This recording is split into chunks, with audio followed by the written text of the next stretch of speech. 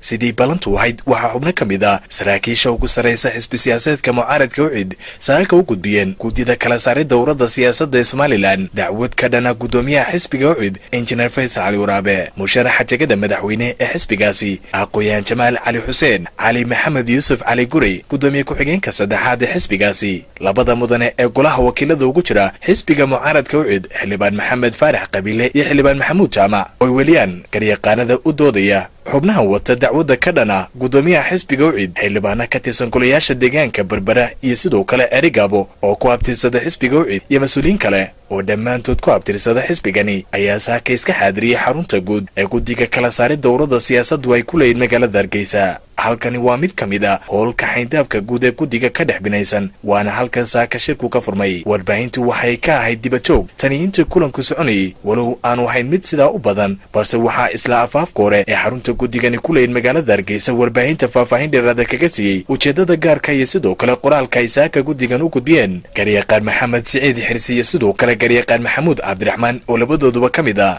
qareenada gacanta ku haya dacwada ka dhanka gudoomiyaha xisbiga mucaaradka UCID isla markaana ka مسؤوليين مبدأ كسر جدا قدوميها. إن دعوت كلنا قدوميها.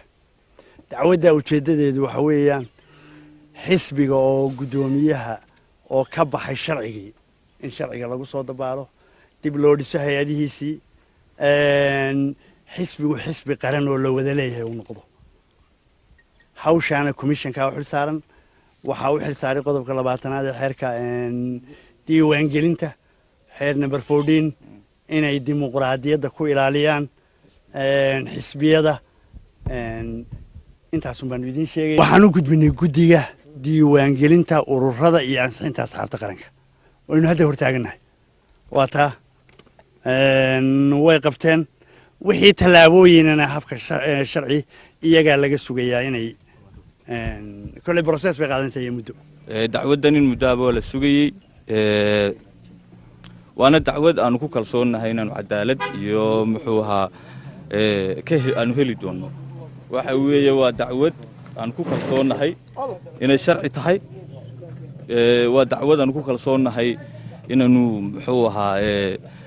أي نودي سنت هاي نوافق سنت هاي شرع جايو يني ودعوت موتشنا يسا بالبالين تحسبك بالبالين تحسبك موتشنا يسا أنا جوا كمية مسؤولين حسبك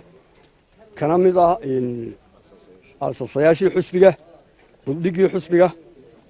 الواحد ما أنت قد بني سدي هيدوكو شيئا لا يرسكو دعودي بدبالين حسبك إن كان هو هاي فيصل الله حنلاي هنقولن قبل لي إن أنت جنبضة تعبتي قعنت الله ما يري جلسة ماشي هذا قبل يصومها. ده كذا كقدومية حسبك أعد وذا فيصل على ورابه إن إنه وعمل كعب بيننا ما أنتوا بيش تايس طبيعي طبعا لما كنا يلحي بيش يابر دويتون كذي لما كنا يلحتون إن الشد وحده وجود إجمالي دعوة الله يرضى هرتين التاجن كالسوني لكو قبله إن أي عدالة هرتين مشكلة ده دور اللي راتيه كسوات كله. هرب الشيء إن وجود بيني كده ده دوان قلنت دورشوين كي يورثي أصحابته أنت كبعدي بروسيس كي أنا ودم رقاديد وان مرينا هل يكون بين سنة إلهم بأوجان دونا لكن سيستم كده رقاديد